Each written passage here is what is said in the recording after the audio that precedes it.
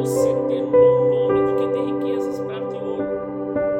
Hoje nós vivemos uma sociedade que muitas pessoas geram riquezas, mas não tem um bom nome. O que é isso? Não tem uma boa reputação. Nós vivemos uma sociedade que pessoas correm atrás do ouro e da prata, e muitas das vezes sacrificam o seu caráter, sacrifica a sua honra, sacrifica a sua hombridade, sacrifica tudo atrás do ouro e da prata, sacrifica tudo e vai perdendo toda a sua credibilidade. O nome está na lama. Por quê? Porque quer ouro, porque é prata. Mas o Senhor está dizendo para a gente viver ao contrário, buscar ter um bom nome, porque um bom nome é melhor do que o ouro e do que a prata. Olha só que ensinamento poderoso. Aí vem o versículo 2 dizendo: o rico e o pobre têm algo em comum.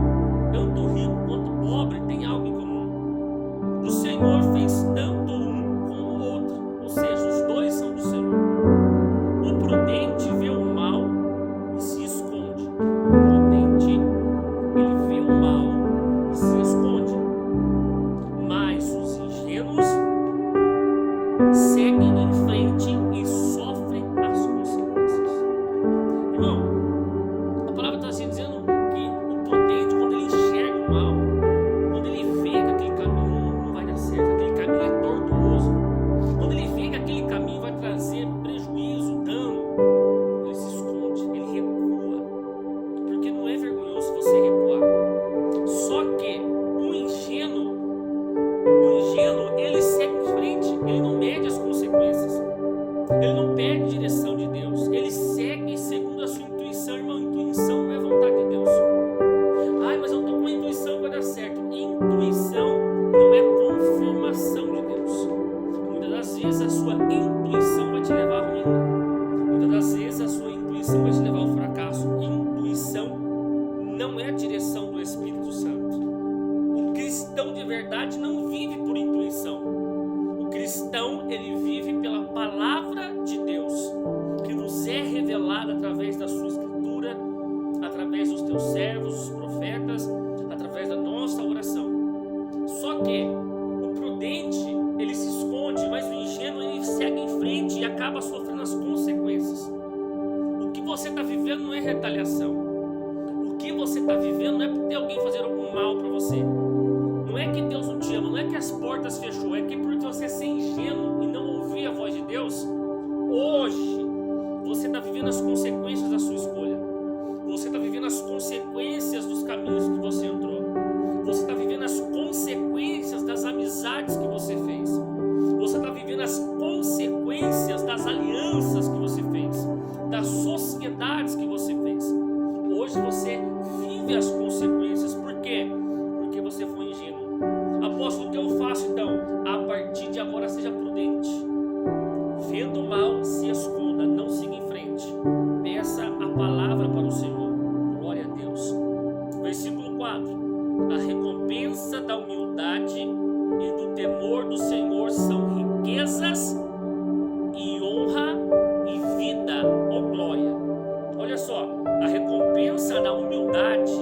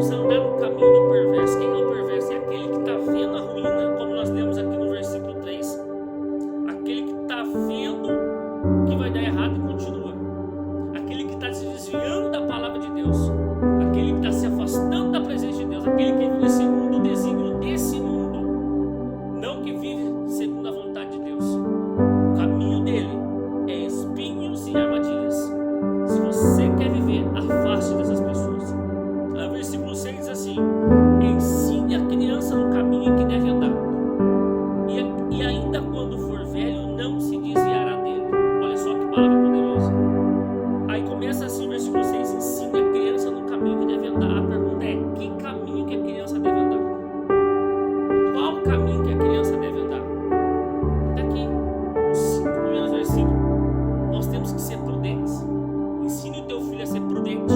Ensine o teu filho a ter temor ao Senhor. Ensine o teu filho a ser humilde, que ele vai receber as recompensas. Qual é então os ensinamentos que Deus está pedindo? Irmão, nós temos que entender que o texto, tirado do contexto, ele vira pretexto. Nós temos que entender a perícope do texto. Não adianta eu isolar o versículo 6 e querer ensinar ao meu filho o que eu acredito que é verdade. Eu preciso ensinar a verdade, que é a palavra de Deus. E se aqui no versículo 6 está dizendo que eu preciso ensinar a criança, eu preciso entender qual é esses ensinamentos. É esses ensinamentos que nós acabamos de ver. Duas atitudes para ter 3 consequências. Isso é muito forte. Duas atitudes geram 3 consequências.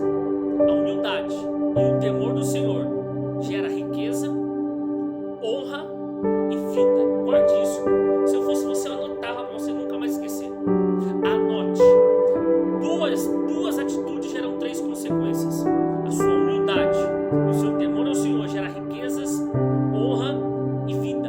Ensine isso para o teu filho. Ensine ele não andar no caminho do perverso, não andar no caminho do imprudente, porque ele vai colher as consequências do imprudente e do perverso. Esse é o ensinamento, porque até quando ele for velho não se desviará dele. Então ensine o teu filho o caminho que ele deve andar. Vamos para a conclusão. No versículo de número 26 vai dizer assim, ó: não esteja entre os que se comprometem em ficar por fiador de dívidas. Irmão, preste atenção nisso aqui. Apóstolo, eu quero ser bonzinho, eu quero ajudar, eu vou tirar do meu nome, eu vou emprestar meu nome, eu vou ajudar, eu vou ser o fiador. Eu não vou falar nada para você, eu vou deixar a Bíblia falar para você. Olha o que a Bíblia vai dizer para você. Não esteja entre os que se comprometem em ficar por fiador de dívidas. Por que a Bíblia dá esse conselho? O versículo 27 diz por quê. Pois se você não tiver como pagar tal dívida, vai acabar tirando até mesmo a cama em que se costuma deitar. Olha só. Se você é fiador de alguém e a pessoa não honra o compromisso que vai ter que honrar é você, você pode perder até aquilo que você tem. Então a Bíblia está dando o maior conselho para mim e para você hoje: não seja fiador de ninguém. Apóstolo, mas o que eu falo para a pessoa? Falar: a Bíblia me ensina a não ser, e eu não serei. É simples. A Bíblia está dizendo: não seja fiador de ninguém. Aí, para mim finalizar, eu quero ler com você o versículo 28. Não remova os mancos antigos que os seus pais colocaram. Os seus pais, eles deixaram um legado. Nossos pais nos deixaram um legado. E muitas das vezes a gente quer retirar tudo. Mas se a gente estamos hoje com a mentalidade que temos, se nós estamos posicionados hoje como estamos, foi porque o nosso pai colocou algo em nós que hoje nos faz ser o que somos. Então não ache que nós somos melhor. A Bíblia diz assim: não ache que você é melhor que seus pais. Você deve honrar os seus pais. Porque se você é alguém hoje, é pelos ensinamentos que o seu pai lhe deu. Então nós não podemos retirar esses marcos. Não podemos, não remova os marcos antigos. Não remova. Porque senão, irmãos, nós vamos estar querendo passar por cima de uma autoridade. Vamos preservar esses marcos. Vamos honrar o legado dos nossos pais. Olha só.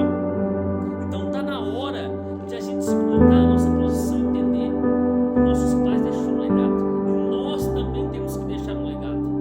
Aqui nós entendemos 3 coisas. Primeiro, Deus nos ensina a ser prudente.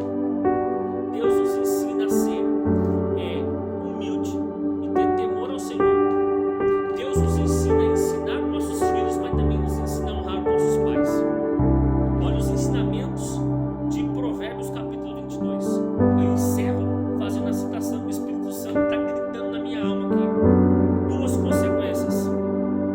2 atitudes para gerar 3 consequências, melhor dizendo. 2 atitudes: humildade e também vai dizer temor ao Senhor.